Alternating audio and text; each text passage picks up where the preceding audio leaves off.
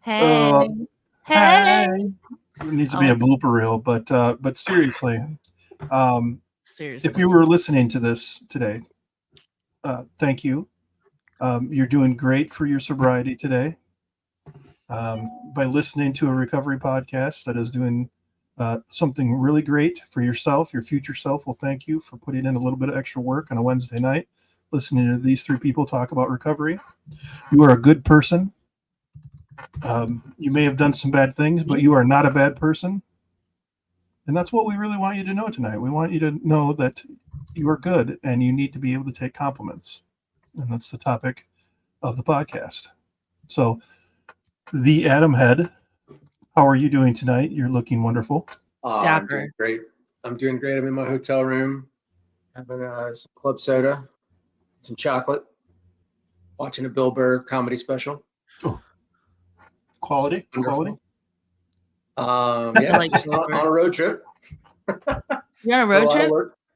Yep, work road trip. Do this quite often, traveling all over the Southeast and flying all over the country. So I'll be in Tampa next week. Oh my God, it's already next week. It's next week. Which Next day week. again? I'll be there Friday and Saturday. We're gonna Friday, do a Saturday. podcast. You're coming to the cribbo. That's right. That's right. Uh-oh. Gonna be down there in Clearwater. Have some fun with the Pirates. Fly out to Vegas after that for a week in Vegas. I'm Then jelly. fly home. Nice. Bill Burr is a pirate, isn't he? I You think he is. He is. That was pretty Yeah, good. we like Bill Burr around here. That was pretty good. Some Some of of us. us really like him. I don't though. That's the thing. That's why it was a weird Dreamy. dream. He's borderline dreamy. Uh, So, Lindsay, how are you? Lindsay? Yeah, How are you? I'm fantastic. I just chilling. I'm doing great. I'm it's hump day. I want to talk about compliments. Oh, I don't though, but I will. well, what do you want to talk about? I don't know. What is Come back to the me. Circle back. what's the most recent compliment you received that you couldn't take, that you immediately wanted to just shrug off? Ooh, good one. It was a couple minutes ago, I think, wasn't it? What was it? Was it? Hey, Justin. I like that. I like that guy, Justin. He's a good dude. He did good on your podcast. Mhm. What, Adam? Justin, did you take that compliment well? You're all fantastic. Did you guys take that? I thought that was very nice of him. So No, but okay, let's be for real. No, I've been screenshotting compliments because my therapist is making me. Making you screenshot them? Save them. That's good. So Great, but What- it's still hard. So what's the hardest part about taking the compliment? Why don't you like taking compliments? Probably a few different reasons, but I think there's like a nervousness about ego there that I don't want to be like, oh yeah, I know, or you know what I mean? Yeah. But For me, I think part of it was how I was raised to, I don't want to say be humble. I mean, because that's not really it, but it was, don't be braggadocious. And I feel like a lot of times when somebody gives me a compliment, it's like bragging, and that just immediately makes me uncomfortable. yeah. But at the same time, I couldn't receive a compliment, so I wasn't always forthcoming with compliments either.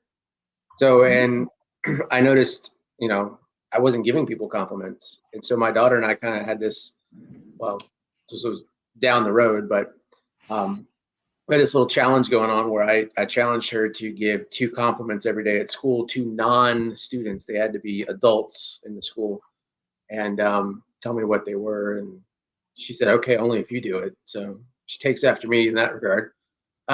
But I started trying to give compliments a little bit more often. I noticed that it was easier to receive them. So maybe there's some softening of ego, or I don't know, just the heart. I don't know. But what about you, Scott? Yeah, I mean, I've never been shy from giving compliments. I mean, I've even undercut myself to give other people, compliments and glory, whether it be at the workplace or in sports and things like that.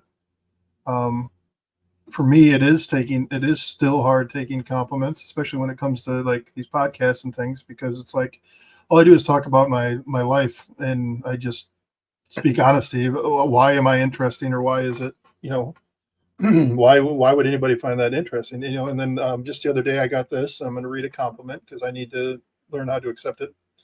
I'm not deep in the holes. This is from somebody from X. I'm not deep into the whole recovery posse thing, but I love, capital all caps, what you post. I've been sober for a long time, despite not following the AA letter of the law or whatever. Your podcast is a breath of fresh air. I'd love to call in or be a guest or whatever if you're open to it. Thank you. And Awesome. that's one of many that I've gotten, and I forget about those so quickly. Yeah. I want to sit down and I want to do a podcast, or I want to have a guest on, and I get fired up for it, and then it gets closer and I'm like, dude, it's gonna suck. Eventually somebody's gonna say it's gonna suck. It's not gonna be good, and then I forget about comments like that. So Yeah. yeah. So I just yeah. This is one area that I've not really delved deep into. I know it's an area that I probably need a lot more work in. But I've always kind of wondered, as like, is there a fear of rejection that I'm like, I am still got a wall up around, or I just lost my train of thought. You said something that made me think about it. But well, you said eventually somebody's going to come on and say, oh, this podcast sucks. And so that fear of not being good enough, rejection, is that something that I was running from in the past, that I was kind of subconsciously sedating with alcohol? I don't know. I haven't really explored this. They're just all dots connecting right now. This is exactly what I was running from, and this is something that I've dove into quite a bit. Being raised by my great grandmother, and my mom dropping me off and leaving me there, and then my mom saying she's coming to see me and then not showing up, and then my dad saying he's going to come see me and not showing up. I mean, fear of rejection that's the biggest fear that I have. So even now I have to catch myself. I know Miley and I's relationship is pretty solid, and it's growing. It's growing from what it was something where we were going to get married. Now that's not on the radar right now, but we back together and we love each other. But I still catch myself every time something doesn't go how I expect, expectations. Oh, she's mad. She doesn't care. She's done with me again. I fucked up. Oh, she's mad. I'm just going to be mad, and she's not even mad. And now I'm mad because I think she's mad, and it's just fucking stupid. And so yes, this is these compliments and not being able to and to completely like anti-compliment. This is like is my go-to. So yeah, one thing I've found by pausing when somebody gives me a compliment, and I'm the big things, like if you go and you do something, like take the podcast for example, somebody writes you and says, hey, that amazing job, that's one thing. But just the little things like walking, hey, really, you look nice today. I make myself pause and accept that, and it's done wonders. I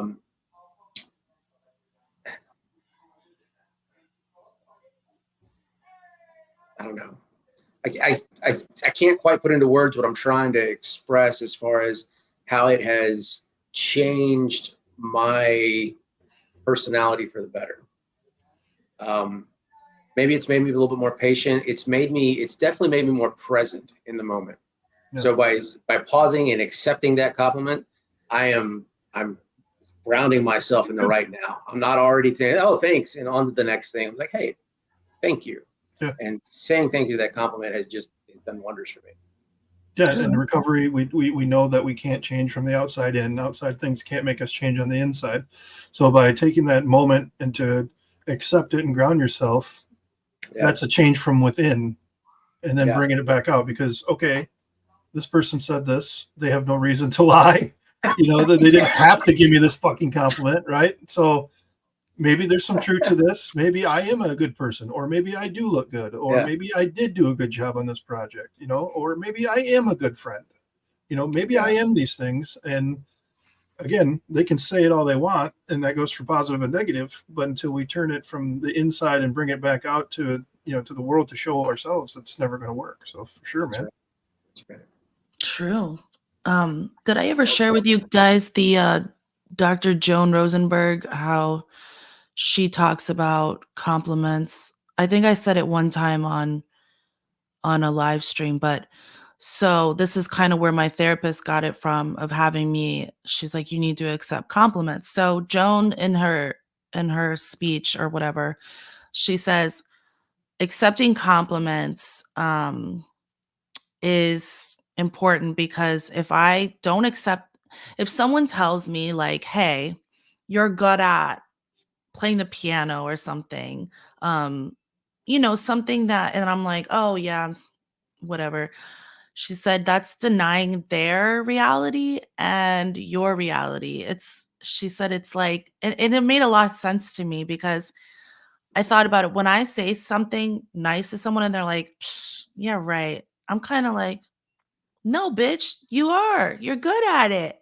Like, Yeah. with my friends. And I'm like, oh my God, that's how, I do that to a lot of people. And I'm like, I stopped doing it, but it's still hard to, I'm like, thanks. It's just still weird. So, she said, denying their reality when you do that, it's like saying, no, I'm not good at that. You're stupid. Yeah. Denying You're their wrong. reality. Yeah, I've heard that before, and Like, I never even thought about it like that. How dismissive it is to somebody when they take the time and the energy to give you that compliment. You're just like, yeah, fuck that. yeah, it's kind of rude, man. Yeah, very rude. Very rude. Oh, pulling back layers of failure to accept a little win. I like that. Yeah, and this goes with obviously it goes with self-esteem, right? Which I've been trying to figure out that secret for a while, but I posted something the other day. This reminded me of how when I started doing things that I didn't think I could do, just like normal life things, and then I would do them. Like I would do hard things, right? And that's kind of like where my self-esteem started building up, and I'm able to see now more like progress, but I still am able to see there's more work to be done, a lot more Yeah. work, but it's cool to be able to see some progress there. Very cool. Yeah. What else we got? What do you guys got in the chat? What happened today? Anything? Yeah, TJ says, I don't know if I can bring it over here or not. I don't think I can highlight it. Oh, here. But yeah, we so quickly forget compliments, but almost never forget criticism. Ooh. Very, very true. What is that saying? Have you heard? It says it takes like 4 positive remarks to match one negative remark. Hmm. You know what I'm talking about?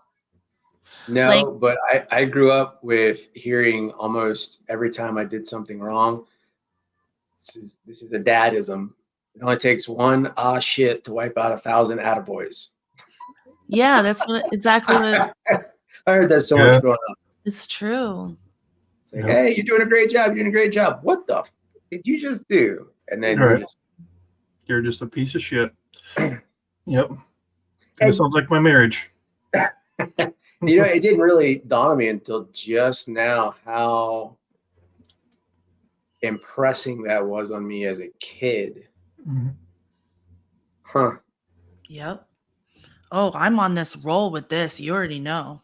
I mean, I think you guys know with this whole childhood thing. Yeah. Well, what people don't understand though is little things like that, they can stick with you, man. They can really stick with you, you know. Um, my great grandmother's thing for me, and sounds innocent, but when you really sit back and look at it, it's terrible. Every time something bad would happen, her words of encouragement or her instructions to me, this little kid, was, well, just don't think about it. Why don't you go play with your toys? Don't think about it. So I grew up as this little kid doing everything that I could not to think about the negative things, right? Yeah. And so when everything was getting tough, the anxiety would go up, I would go and try to ignore it. And then when you get a little bit older and you turn 21 and all of a sudden you're introduced to alcohol, you know, it helps you not really think about things in a fucking hurry.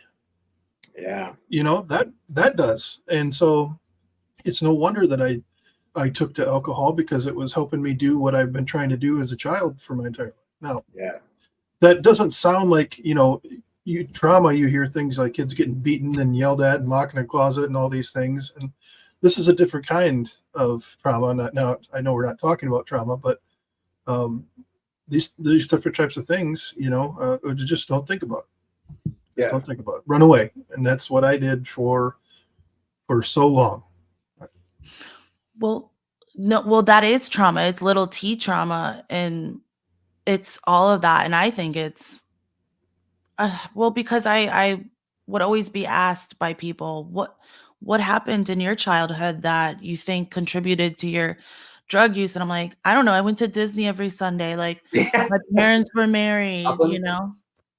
It's like I Yeah. wasn't beat and you know, things like that. So nothing traumatic. But then when you start, well, when I've started to learn more this past 6 months, I mean, past few months, mostly working with a therapist and like unraveling stuff, like I can pinpoint exactly where everything, not drug use or anything. I'm saying where my beliefs began and grew and were molded, you know, like um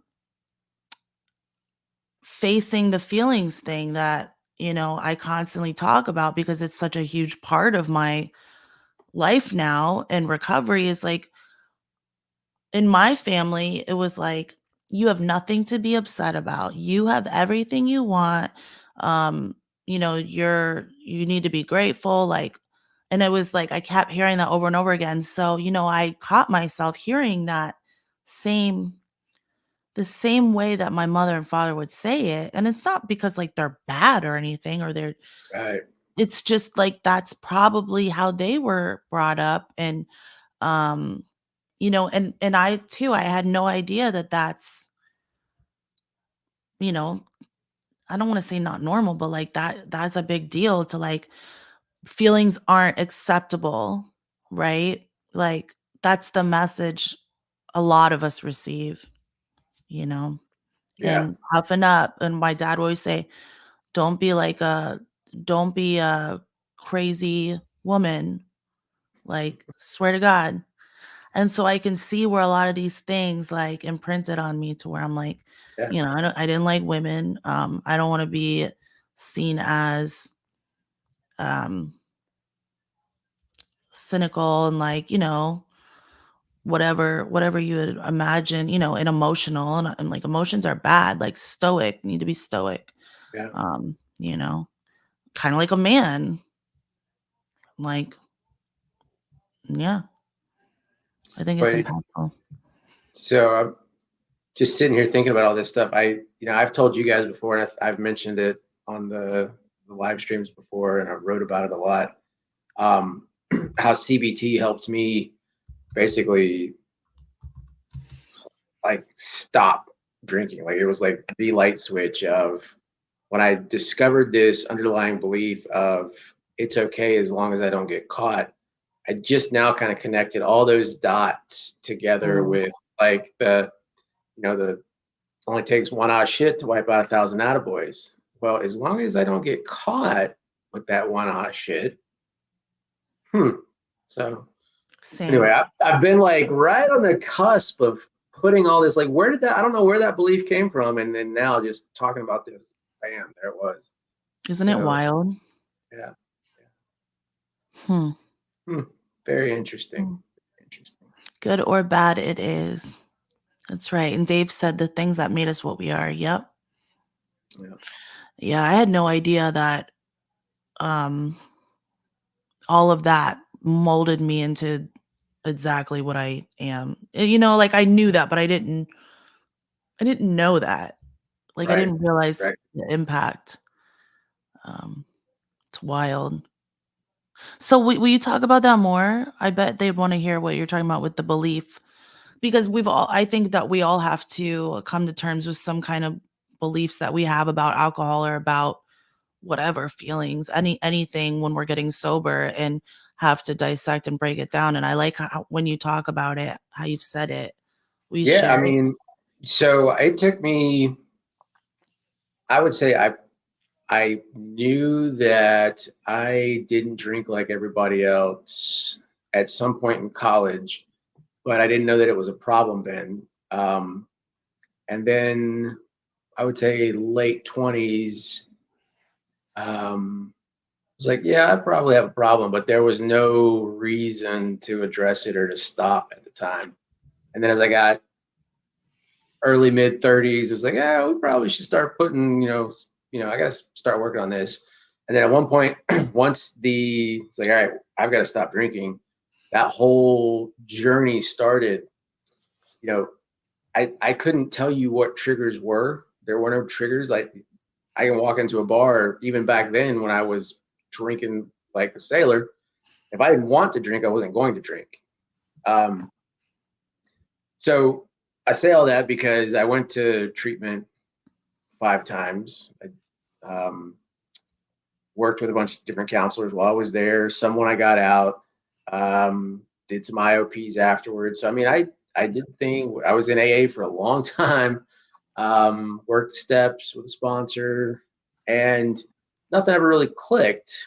And then finally, I got hooked up with a CBT therapist, and CBT is cognitive behavioral therapy, which basically the underlying premise is that beliefs fuel thoughts, thoughts fuel feelings, feelings fuel actions. Which, if you see anything I put on X, that's a large portion of it. We finally dug down. I mean, it took about, I don't know, a good year of me kind of wallowing around and not really committing to doing the therapy with her. And then finally something clicked for me as far as deciding to move forward with my life and addressing, what do I actually want in life? And so that kind of got me motivated to work with her. And so we dug down after a couple sessions, and I don't remember the exact kind of rabbit hole train of thought that happened, but it came down to, it was one of those things where she's like pulling it out of me. So I'd say something, she'd be like, and I'd say something else, she's letting me connect the dots. She's like, and finally I said, it's okay as long as I don't get caught. And she's like, boom. And I said, wow. That's what I mean. It was like, son of a bitch. And then so as soon as I had that realization, she goes, all right, so now that you know that, every time you have this feeling or thought to drink, you've got to remember that no, it's still not okay, even if you don't get caught.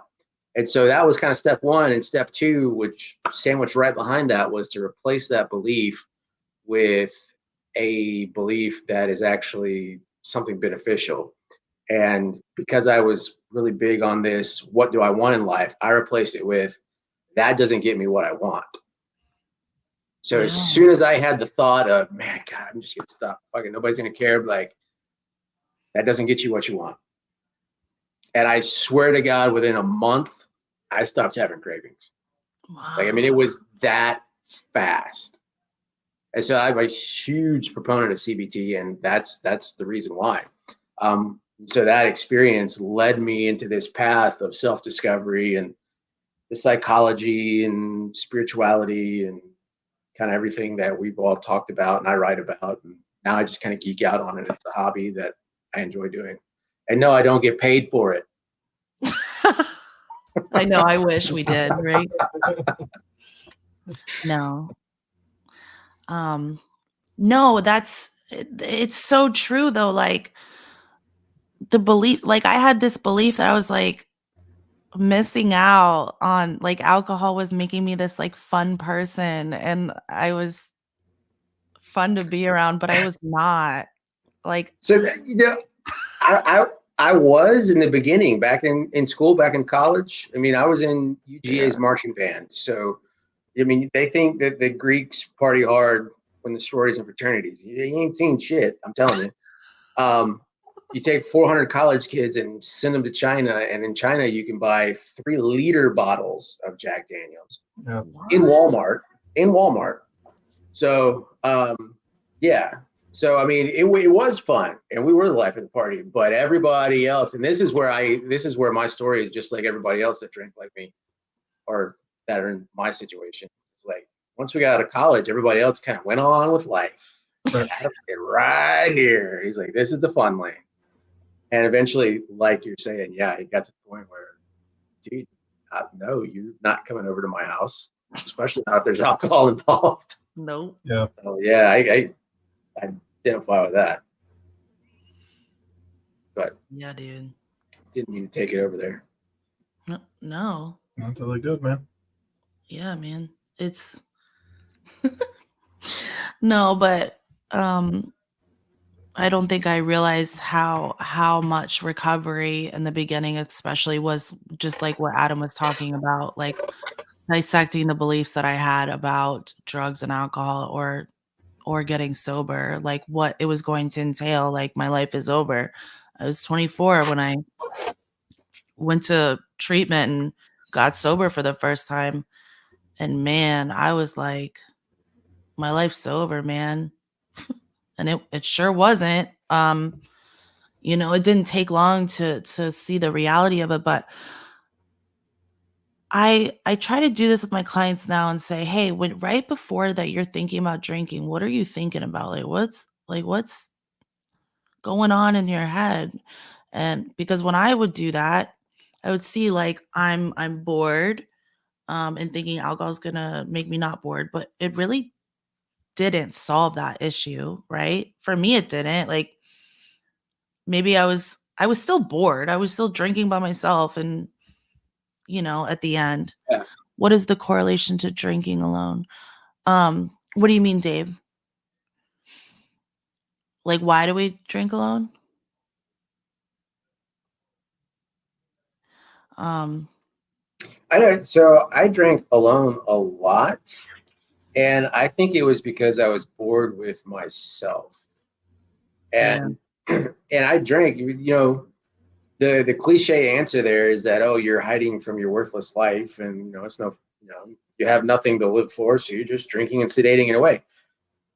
Honestly, I like being parked up, stumbling around my house. I mean, it made it interesting.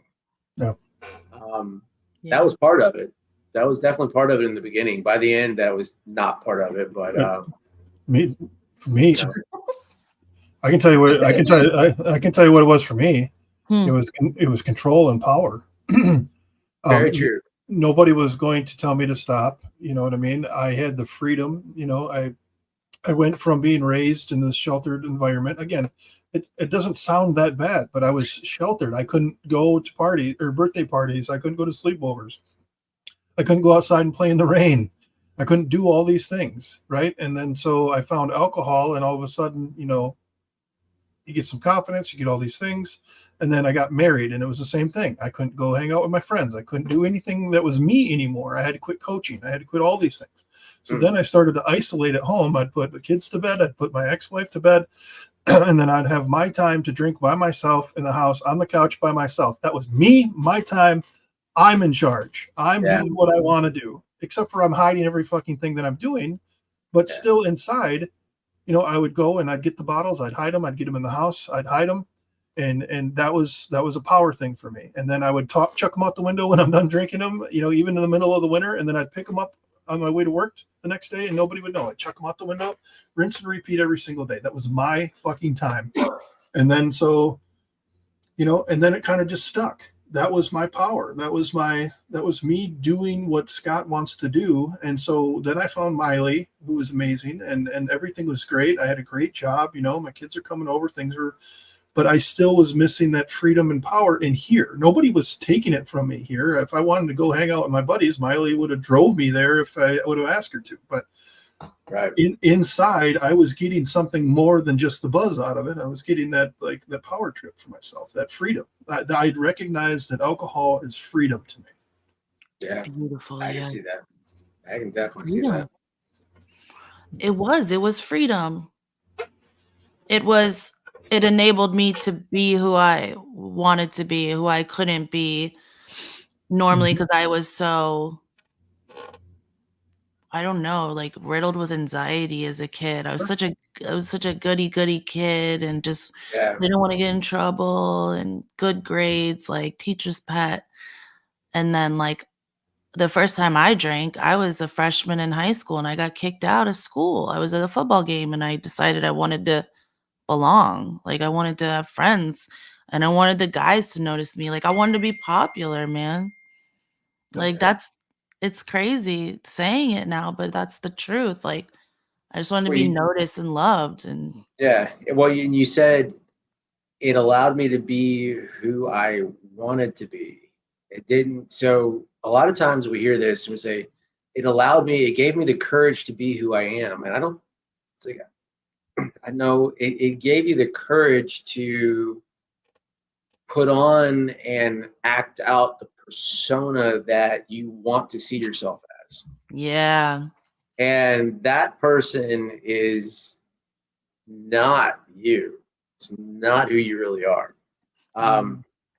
It is like the most amped up versions of all the different personality traits that you have, and none of it is actually you. It reminds me of I was talking with a friend of mine about this. You guys seen Fear and Loathing in Las Vegas? Johnny Depp? No? Read the Yeah, book? man. Hunter S. Thompson? So it just, that whole movie is just how we see ourselves personified on alcohol. It's triggering, to me, man. To That me, movie is. Yeah. yeah, the mess. Yeah, it was not me. That's exactly right, TJ.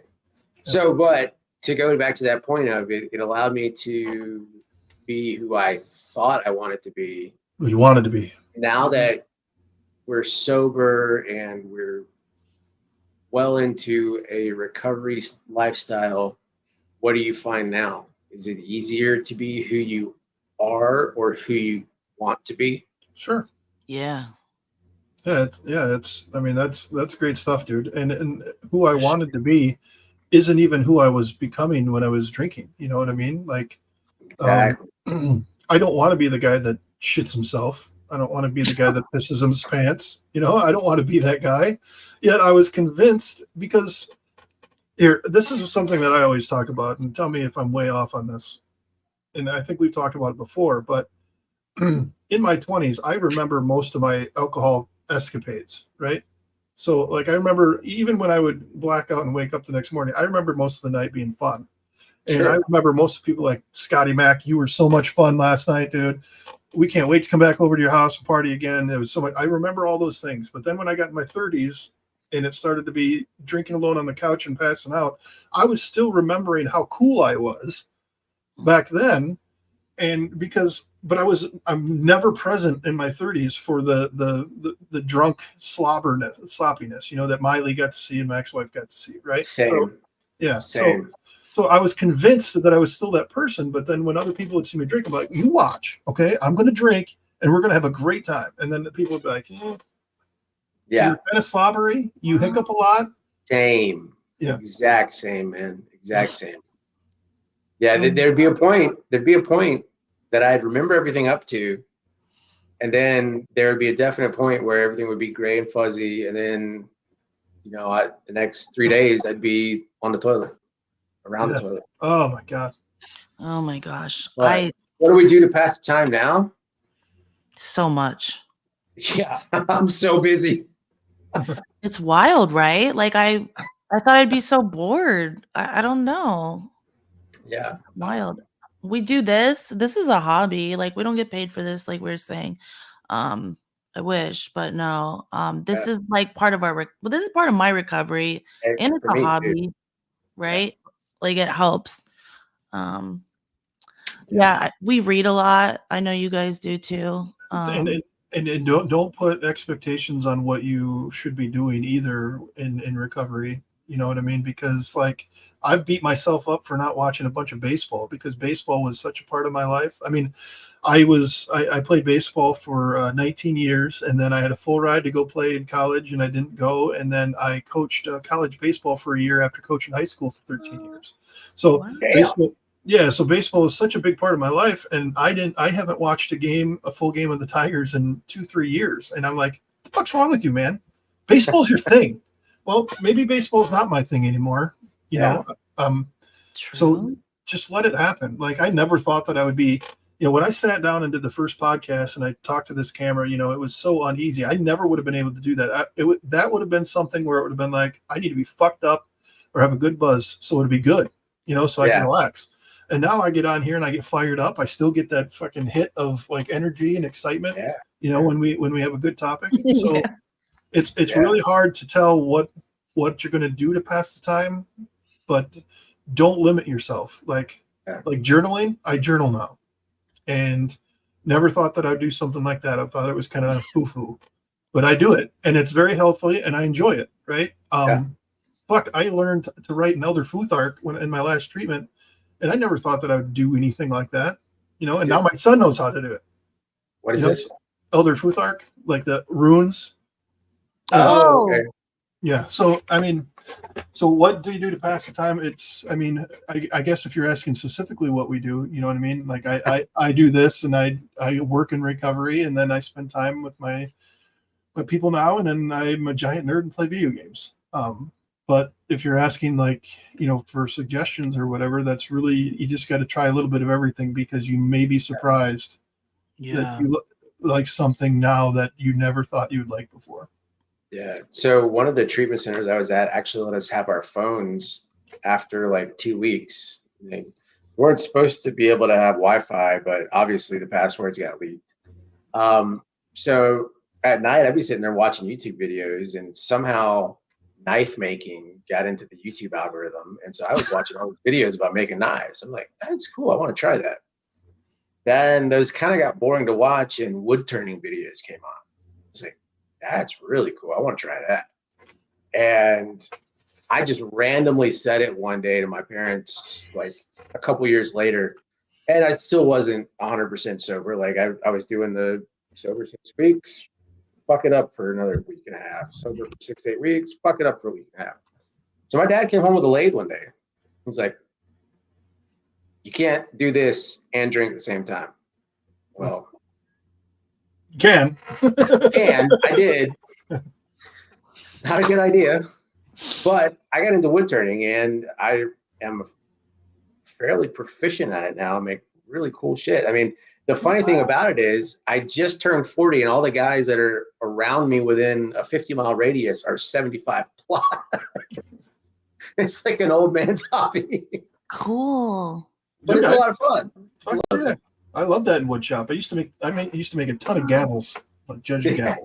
They're so easy. They're so easy, but oh my god, that's awesome. Cool. Bowls, platters, all sorts of stuff. So that's badass. I like puzzles, man. I like doing granny stuff now. I'm almost on level 2000 of Candy Crush, dude. So I like puzzles too.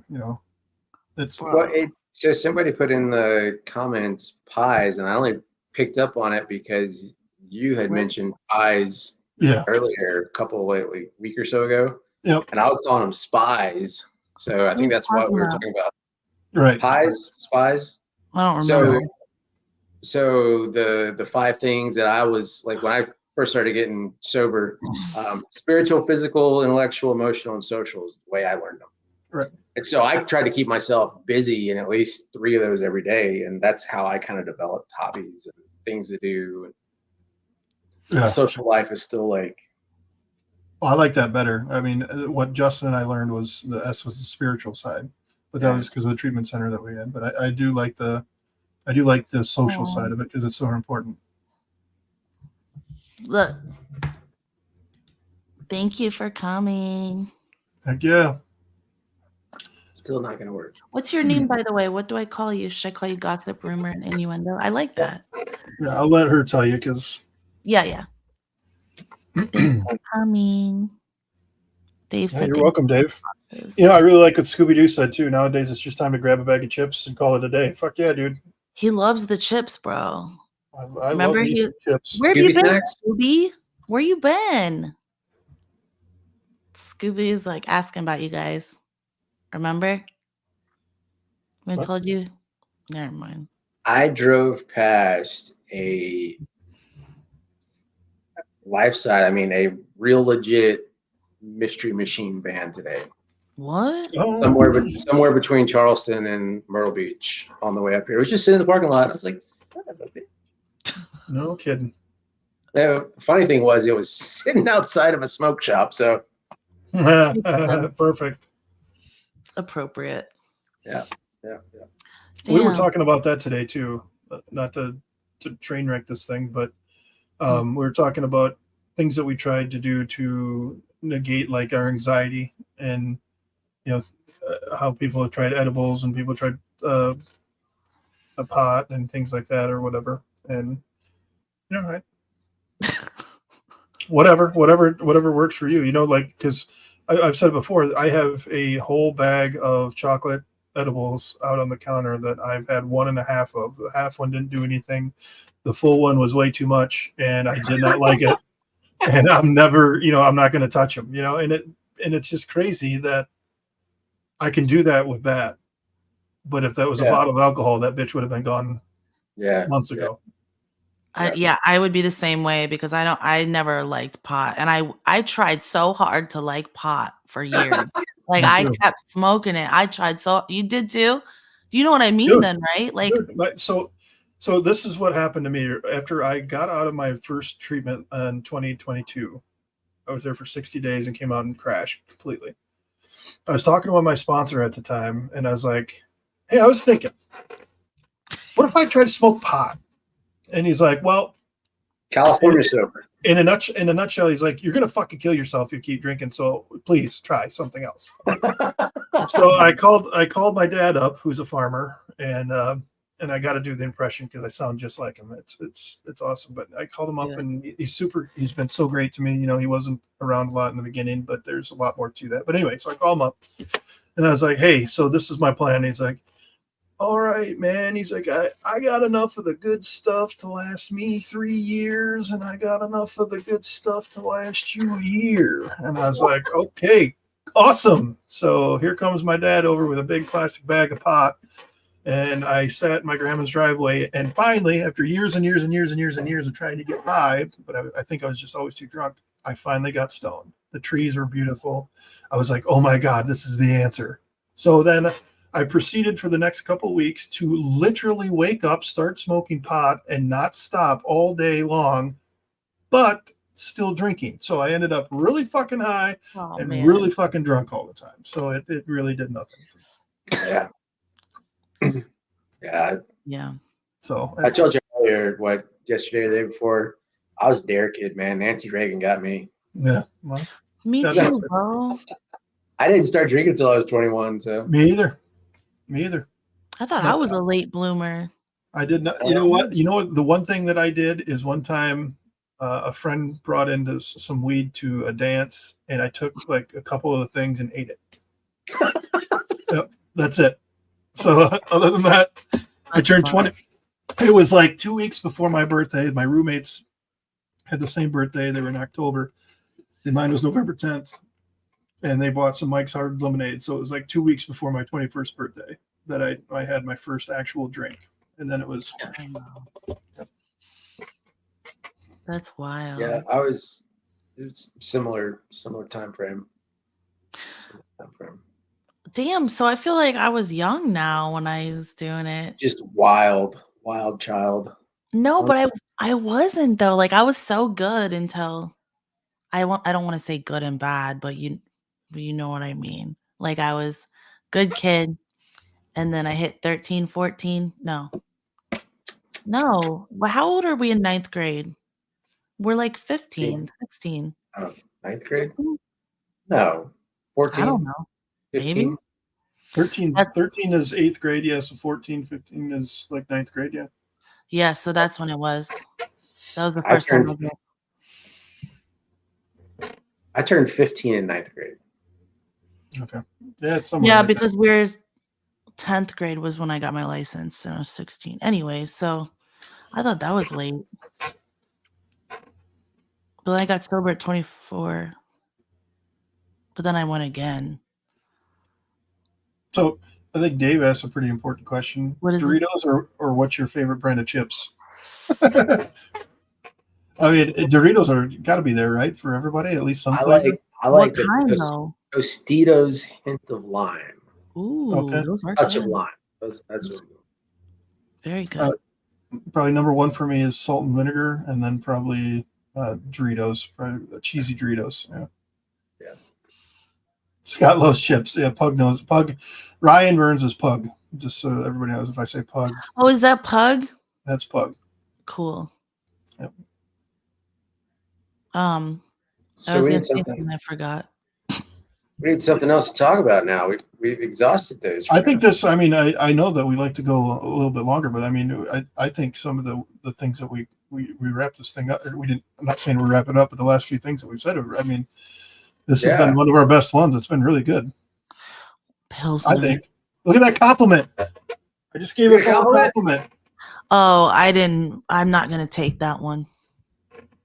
You will fucking take it, and you will like it. All right, I accept your compliment. I was just gonna scroll the. Oh my god, scroll X real quick and see if somebody's got something. Well, what no, I literally was just thinking like 3 different things I was gonna bring up, and then it's gone in my brain. It's gone. Thanks, TJ. We love you guys. Somebody in yeah, the chat was something. Oh, you said something. One of you guys said something about the type of therapy that you're doing, didn't you? CBT. Yeah. So I tried one. So I guess for anybody that's listening that is looking for other options, I did the EMDR when I was in treatment, the second to last one, and that's eye movement desensitization reprocessing. And so this guy didn't cover your eyes like I think most of them do. They were just basically 2 paddles. You held one in each hand, and then you would sit down and you're like, okay, what do you want to talk about today? And it's like, okay, I want to explore my mom and my relationship with mom. Okay.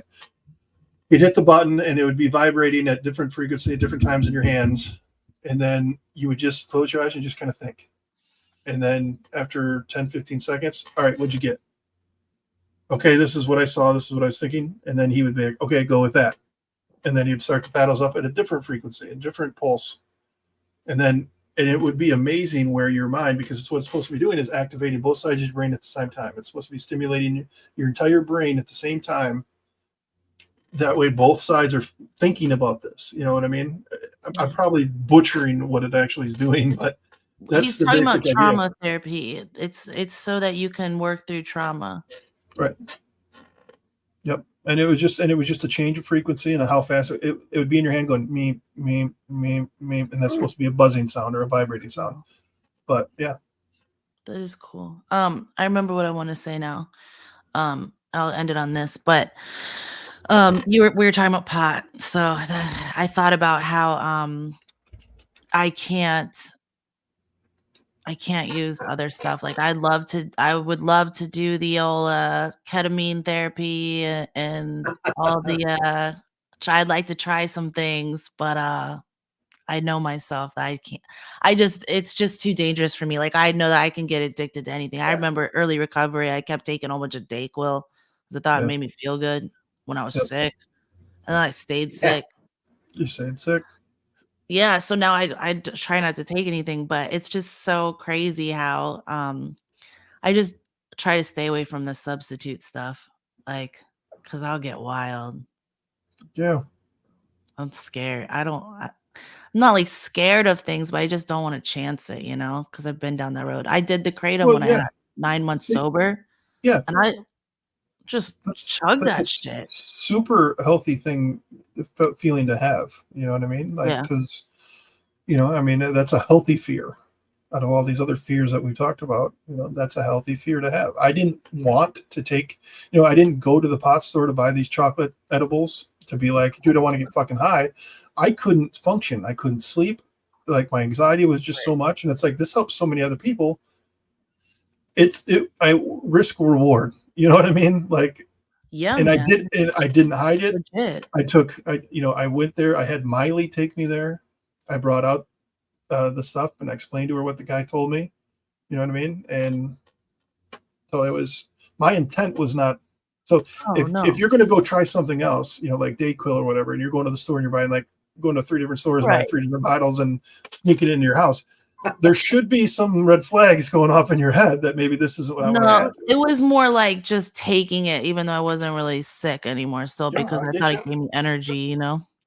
But I'm just saying, like, when I had like a couple years sober and I saw this doctor and she's like, I'll get you a card. And I'm like, I wish I loved pot, man, because I would do it, but I don't like it. Yeah. So maybe I'm a little jelly. Kidding, guys. No, I'm totally judging. Just like, yeah, me too. And I hope you judge. Sit here and chug my Dayquil. Yeah. Bro, they're pills, okay? Don't be rude. Oh, you went the pill route? That shit? Come on. You think I would drink that? That's faster. Whatever. Fine. You know what? So Scott, you said something at the beginning about we need a blooper reel. Yeah. We need to do one of these and just not do it live and just tell war stories. Yeah. Oh no. And then just put like a big disclaimer on it. It's like, only if you want to be triggered. Right. And then let people watch it and comment and have fun. Yeah, well, I think that's interesting, and that should be a topic next time too. I think are war stories, quote unquote war stories, triggering, or are they therapeutic? Because man, I'd never heard somebody talk about drinking, getting drunk, and be like, God damn, that sounds so good, because it's never anything fucking good. You know what I mean? Yeah, true. No, and they're funny to tell the things that happened and that I did, but that was the early drinking days. Yeah. The late drinking days when the shit was a problem, nobody wants to hear those stories. Right. There's nothing. Or maybe there. I do kind of want to hear those stories though. Yeah. Not. You know what? So we'll do this one time. I will tell you guys about the what got me to finally go, all right, I've got to change, and this massive hallucination. We'll have to talk about that. Okay. I'd like to hear it. Hi, Kathy. Hey, Kathy. Do you guys see what Dave said? I think the feed on my screen is behind you guys somehow. So maybe you can scroll down or something. It says, do you guys think anxiety is, there it is, a big contribution to wanting release? And why do we always chase the disconnect from our surroundings? Well, I mean, mental health is like the core of this, right? And anxiety is a big part of mental health. Without going off into the weeds too much, I think the only thing that I have genetically, and there's arguments that could be made that it is a genetic thing passed down, but the only thing that I feel like my genetics did for me was allow me to consume more than the average person. So my use was, in my opinion, my use for me was 100% related to my anxiety and other issues that I have going on. I needed that release and I couldn't get it. There was no quicker, better way than to chug a half pint of alcohol to just relax or feel like I was relaxing, because my blood pressure was still like 200 and 110. You know what I mean? But that the one thing the Big Book says that I think is an absolute home run is that almost instant ease and comfort you get from having that first drink. And I've told the story before. I would slam a half pint. I'd get home and I'd slam a half pint, and within seconds, I felt a buzz. Yeah, I felt good and relaxed. I felt so fucking good within seconds, and there was no way the shit is in my system affecting me. That is the dopamine. Right. Yeah, man. Have you ever heard of people like they like my ex used to do this, like going to go get drugs, like, and he would like get sick, like legit, like gross. To go get drugs? Yeah, like, yeah, Huh. No. like especially Yeah, crack. Oh, so, I still so, get like a physiological response when I think about it. Like I'm high. Yeah. hmm. Weird. So, just a side note, gossip rumor innuendo, Kathy is going to be on the podcast this weekend.